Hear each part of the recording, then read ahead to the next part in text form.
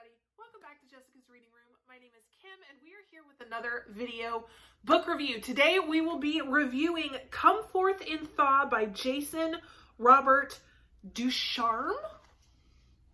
I'm not sure if that last name was correct or not, but we're just going to roll with it, shall we? Awesome. This one was actually just published within the last week. I realize that you guys are probably going to be seeing this a little after I actually finished. So I don't know, what day? I don't even know what today is. So I think May 20th, 20-ish was the published date. I'm not even sure. Okay. It was just published. Okay. And I saw this on Instagram. Several of the people that I follow had gotten it, were posting about it, talking about it. I actually follow the author. And I mean, let's be honest here. Look at the cover. I mean, is anyone surprised? Let's be honest here. Is anyone actually surprised? No, I didn't think so. Okay. So I got it. Soon as it came, I mean, look, it's actually pretty short. So it's one of those weird things where I was in the middle of reading another book. This got here. I pulled it out of the envelope and I saw how small it was. So I just kind of sat there and started reading it because I was like, this isn't going to take long. I can just go ahead and read it and then I'll get back to what I was reading. Awesome. And I did. Like I said, it's short. It's all of 100 pages. So it didn't take long to read at all. Basically what this is a 17-year-old goes missing. His mother, knows about his, mental illness problems, knows that he is going to this forest in New England where he is going to go and, off himself. I don't know if I'm supposed to be, I don't know what YouTube guidelines are. So he is going to this forest and basically you're following this whole situation. Now, basically, I gave this book 3 out of 5 stars. I'm just going to go ahead and start out with the constructive criticism because actually this is one of those books where any problems that I had with this book would be easily solved with one small edit. And that is the preface of this book. I opened it up. I mean, look, let's be honest. We're living in this world of Jake Paul, or whichever Paul brother. I don't know which one it was. Movies like The Forest with Natalie Dormer. We're just living in this world of morbid fascination. That's just kind of who we are. So reading this and hearing about a suicide forest, I mean, of course, my mind jumped to the Sea of Trees forest in Japan. I'm not even going to try and pronounce the actual Japanese because I don't want to offend the country of Japan. So I'm by slaughtering their language. So I'm just going to call it the Sea of Trees.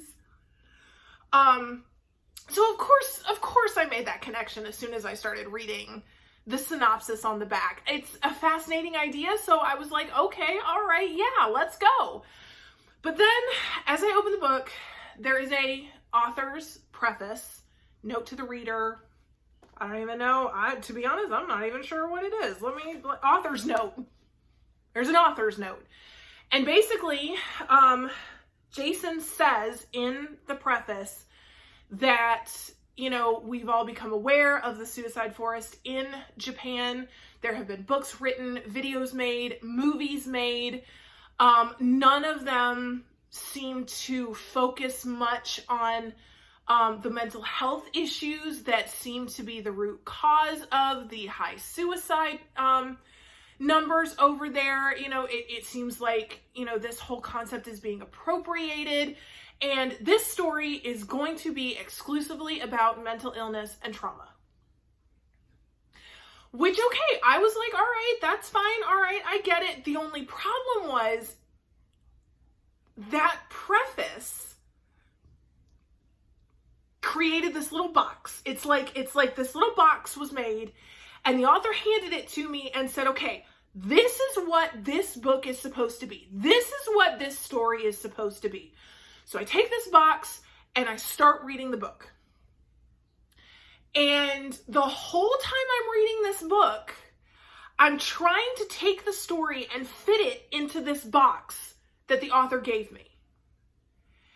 And I just got more and more frustrated as I'm trying to take the story and mold it into what the author told me it was supposed to be about. But the story doesn't seem to fit.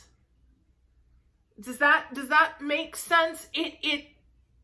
I went into it with all these preconceived notions about what this story was supposed to be, that when the story wasn't what it was supposed to be, I just got confused.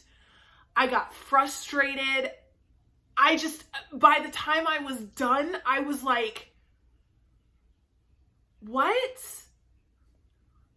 And I feel like if I hadn't read the author's note at the beginning of the book, I would have enjoyed it more. So, I mean, I think honestly, most of the problems that I had with this story could be fixed by taking the author's note and putting it at the end of the story. That's my suggestion, because that easily doing that would have moved this book from a 3 to at least a 3.5, possibly a 4. So, I mean, we're talking about almost an entire star taken off because of this preface that put all these ideas in my head and ended up actually taking away from the story. Hopefully that makes sense. I mean, there were other things that kind of came up, like just the fact that, you know, by trying to translate this Japanese suicide forest into an American setting, but yet not actually acknowledging the very prominent place that suicide has in Japanese culture, that kind of bothered me, because I was like, I don't know, it's, you know, this Sea of Trees forest in Japan doesn't really have so much to do with mental illness. I mean, suicide has always played this really big part in Japanese culture. Hence, the Japanese suicide counts are higher. I'm pretty sure they're like the highest of almost the entire world, because it is a cultural thing. It's not a mental illness crisis. It's an actual cultural practice that they still embrace today.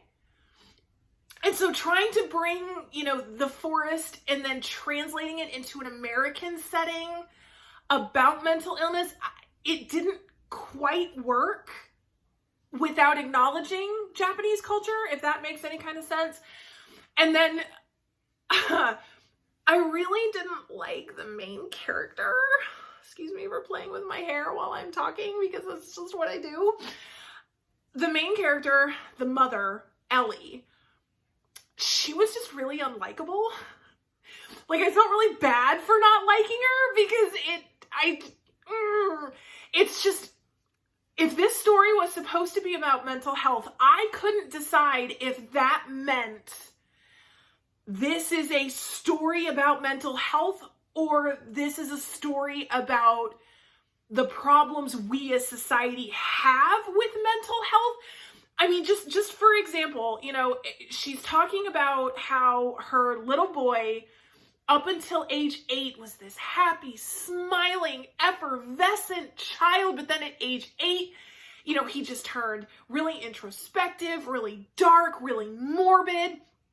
And so many times she would, you know, cry to her husband at night, "I miss my little boy. I want him back. It's not fair." And then later, when she's out searching for her son, she's interacting with this other character. And, you know, he says, "Well, who is your son?" And she said, "Well, he's a 17-year-old who's here struggling with his mental health. And he's here to do what I will never recover from." And look, I have no problem admitting to you, I am one of those people where I'm sick and tired of mental health being used as an excuse for really horrible behavior. And so my first inclination is to be like, dude, suck it up. You need to dry it up, suck it up, go do something useful, and you'll probably feel better.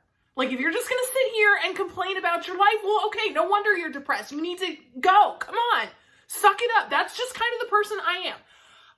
I mean, if it is a true mental illness, I will take it seriously. But, I mean, I'm just not that kind of a person. I hold other people to the same standard that I hold myself. And that is, you know, you need to get up and come on, go live your life. Why are you sitting around whining and complaining? That's just how I am. So if I'm criticizing your response to mental illness, then you know it's bad. Okay? Then you know it's really bad. So I'm just kind of sitting here, and when I got to that line about how he's going to do something that I'm going to never recover from, I legit looked at Ivan and I was like, oh my gosh, what's okay, all right. So, I mean, it's those kind of, and I mean, those things that I'm talking about, it literally just would have taken a star off. Like I said, my main issue really was just that preface. The other things, look, this actually had the potential to be such a great horror story. The horror elements within this book, I mean, dude, there were some places where I was legit sitting there reading and I was like, oh my gosh, that's really scary. And as I'm reading, I get to these like parts where there are body parts and dead bodies, and I'm just like, oh my gosh, this is really scary. Okay, all right. And I mean, the twist, I have to admit, I was not expecting the twist. So those things, I mean, this book has so much potential. That's what happens when I do videos late at night. That's just what happens. It has such great potential. The only issue is I just think it should have been a simple horror story as opposed to a fable, an educational story, because I just don't think it works, because I don't, and plus, okay, look, I'm also one of those people, you guys know me, if it's not like in super obvious terms, I'm not gonna get a metaphor. I'm just not deep enough for that.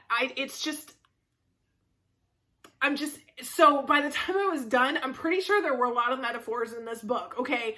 It's just, I myself, by the time I was done, I was like, the fudge did I just read? What does that even mean? Who are these people? I don't understand. So I also admit that there was also some shortcomings as me as a reader. I get it, all right? But overall, I'm actually really glad I read this book. I mean, this cover is everything. I cannot get over this cover. It might be in the most gorgeous cover tournament. I'm just not even gonna lie. And look, and this is not one of those books where I'm sitting here ripping it all apart. That's not. I mean, it's supposed to be constructive. It really was just simply changing the preface to an appendix. An appendix? I don't even know. See, it's been a really long time since I actually took an English class, so I don't even know anymore, okay? But just switching it from the front of the book to the back of the book, easily put another star on the rating. Like that, no problem. So, I mean, I enjoyed reading this book. I'm really glad I read this book. It just had some problems. Easily fixable problems. It just had some problems. So, 3 stars out of 5. Still can't get over this cover. Still loving it a lot. I'm not even joking. So, I'm just going to sit here and geek out over the cover. So, that's that. Okay, so there we go. Come Forth and Thaw by Jayson Robert Ducharme. There you go. Thank you guys so much for watching. If you have any suggestions as to how to make this channel better, how to make the blog better, please tell us down in the comments. If you have any recommendations for me that you think I would love, horror, haunted hospital, what? Make sure you put them down in the comments because I would love to see your recommendations. Anyways, thank you guys so much for watching. I hope you have an excellent day, night, whatever time you're watching this video. And we will see you again soon with more content, more reviews, more monthly wrap-ups. Okay. All right. See, we're being really cheesy today. I'm really sorry. Okay. Everybody have a great day. Bye.